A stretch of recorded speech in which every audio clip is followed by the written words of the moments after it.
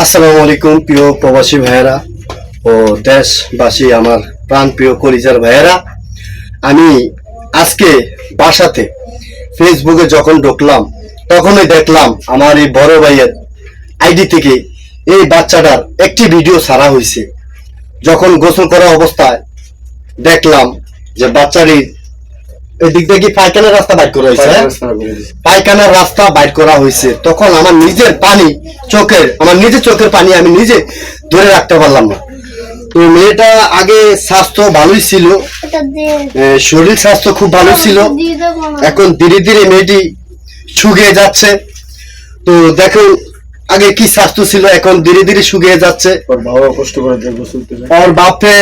ওনার বাপে কষ্ট করে 1.5 বছর ধরে, আর ওনার একটি মা আছে খুব গরিব অসহায়।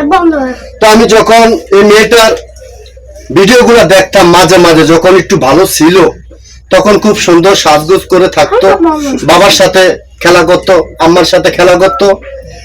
তো দেখুন কোন হৃদয়বান ব্যক্তি যদি থেকে থাকেন তাহলে আমার এই আইডি থেকে আমার ভাইজানের বিকাশ নম্বরটা দেওয়া হবে। যদি আপনাদের সহযোগিতা যদি পায় তাহলে আসলে এই মেয়েটি বেঁচে যেতে পারে।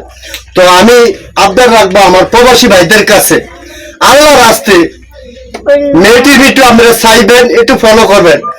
আপনাদের সাহায্য হয়তো মেয়েটি বেঁচে যেতে পারে, বাপ মার চোখের পানি হয়তো মুছে যেতে পারে, আপনাদের দয়ায়, আপনাদের ভালোবাসায়। তো আমি কি বলবো, আবার বলার কোনো ভাষা নাই। তো এই বড় ভাইয়ের সাথে দেখা হয়েছে, তো আমি আসলে আমার নিজের মেয়ে মনে করি। তো পৃথিবীতে কোটি কোটি লোক আছে, কোটি কোটি টাকার মালিক। একজন লোক যদি কোনো হৃদয়বান ব্যক্তি ওনার পাশে আইসা দাঁড়ায় তাহলে হয়তো ওনার মুখে হাসি ফুটবে, ওনার বাপ মার মুখে হাসি ফুটবে। আপনাদের কাছে অনুরোধ, আপনারা একটু মেয়েটার দিকে একটু তাকান। আজকে দেখুন মেয়েটার অপারেশন করা হয়েছে ভাই, কোন জায়গায়, এই যে একটু ক্যামেরার সামনে হলো, এই যে দেখেন এই জায়গায় অপারেশন করা হয়েছে, মুখে কিছু খাইতে পারছে না। তো দিন দিন শুকিয়ে যাচ্ছে ধীরে ধীরে। তো আপনার কাছে আল্লাহর কসম, মেয়েটিকে একটু বাঁচান প্লিজ। ভালো ট্রিটমেন্ট করতে হবে ভাইয়ারা, ওকে ভালো ট্রিটমেন্ট করতে হবে, আপনারা একটু বাঁচান। আর আমাদের চাঁদপুরের এমপি সাহেব জনাব শেখ ফরিদ আহমেদ মানিক ভাই, এখন বর্তমানে রানিং এমপি, উনি শুনছিলাম 20,000 টাকা দিয়েছে। তো মানিক ভাইয়ের কাছেও আমার বিনোদন আবেদন রইল, আপনি একটু দেখবেন, কারণ আপনি আমাদের চাঁদপুরের অভিভাবক। আপনি একটু মেয়েটির পাশে এসে আবারও দাঁড়াবেন। প্রিয় জনাব মানিক ভাই, কলিজার ভাই, আপনি একটু পাশে এসে দাঁড়াবেন। আপনি এখন বর্তমানে চাঁদপুরের এমপি, ওর বাবা আপনার সাথে রাজনীতি করছে। তো ওনার বাপ রাসেল ভাই আপনার সাথে রাজনীতি করছে। তো ওনার ফেসবুক আইডিতেও কিন্তু আপনার ছবি সবসময় শেয়ার করতো, ভিডিওগুলো উনি দেখতো, কমেন্ট করতো। তা আসলে ওনার পাশে এসে একটু দাঁড়াবেন। আর মা, ওনাদের কাজ নাই, এই সংসারটা দেখতেছেন, ছোট্ট একটা ঘর, কোন রকম দুগা ডাল ভাত খাইয়া আছে। তো ছোট্ট একটি ঘর, আসলে দেখেন মেয়েটির শরীর রক্ত নাই, কি শুকাইছে, আর প্রতিদিন রাতে কান্না করে। আমার ফেসবুক আইডি তো রাসেল ভাইয়ের ভিডিওটা ছাড়া হয়েছে, ওনার আইডিও ছাড়া হয়েছে। আমার আইডি থেকে ওনার আইডিতে আপনারা গিয়ে দেখবেন যে প্রতিদিন কিভাবে মেয়েটা কান্না করে, পেটের যন্ত্রণা, পেট ব্যথা, পেটের যন্ত্রণা, তো পেটটা লাগে যে ফাইটটা যায়। তো আপনারা যদি কোনো হৃদয়বান ব্যক্তি থাকেন, আমার প্রিয় প্রবাসী ভাইয়েরা বা চাঁদপুরের বড় ভাইয়েরা ও মা জননীরা ও দিদি ভাইয়েরা, আল্লাহর রাস্তে একটু সহযোগিতা করবেন, একটু সাহায্য করবেন। আপনাদের কারণে হয়তো বেঁচে যেতে পারে এই মেয়েটির প্রাণ।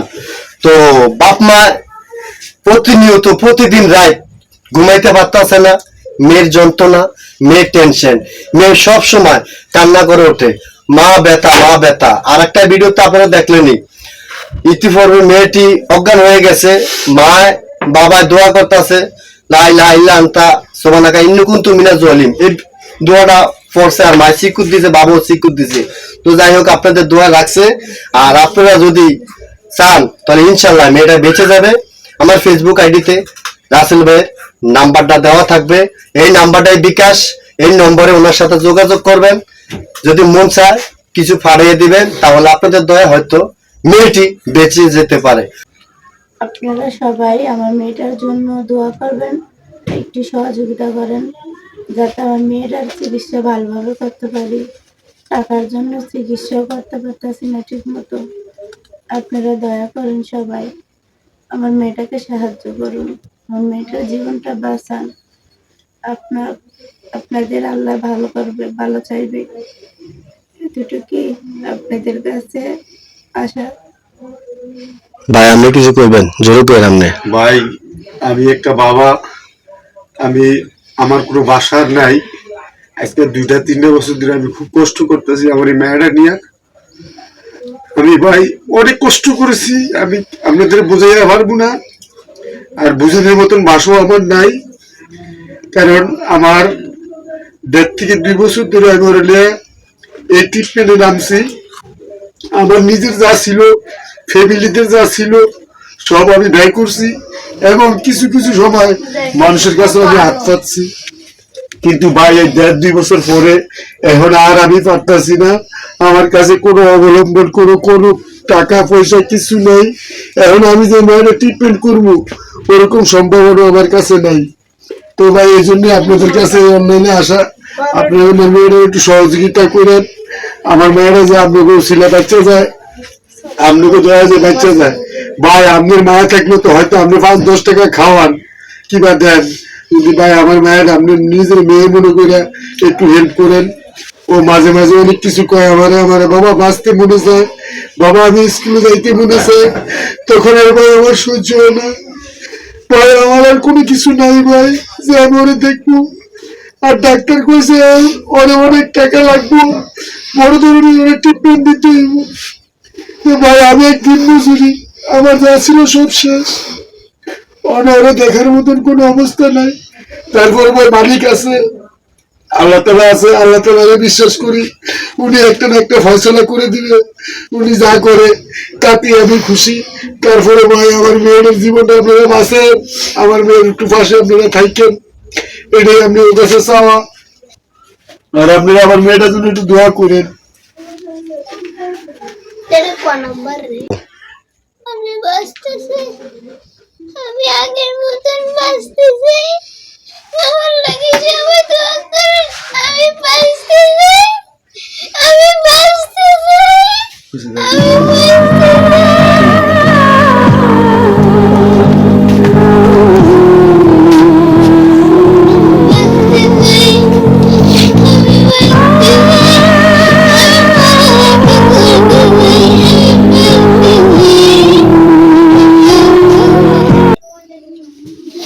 একটু সহযোগিতা করেন আল্লাহর রাস্তায়। মেয়েটি বাঁচতে চায়, একটু পড়ালেখি করতে চায়, আপনাদের কাছে মাপ চাচ্ছি, একটু সহযোগিতা করেন। যদি কোনো হৃদয়বান ব্যক্তি থেকে থাকেন একটু সহযোগিতা করবেন। লেখাপড়া করতে চায়, বাঁচতে চায়, কেঁদে কেঁদে বলতেছে। আল্লাহ আল্লাহ আপনি দেখে রাখেন, আল্লাহ ভালো রাখেন গো আল্লাহ। আমার জানরে আল্লাহ আপনাদের কাছে অনুরোধ, একটু সহযোগিতা করলে মেয়েটা বেঁচে যাবে। আল্লাহ আপনাদেরকে ভালো রাখবে। সবার জন্য দোয়া রইল, মামুনির জন্য দোয়া রইল। আলহামদুলিল্লাহ।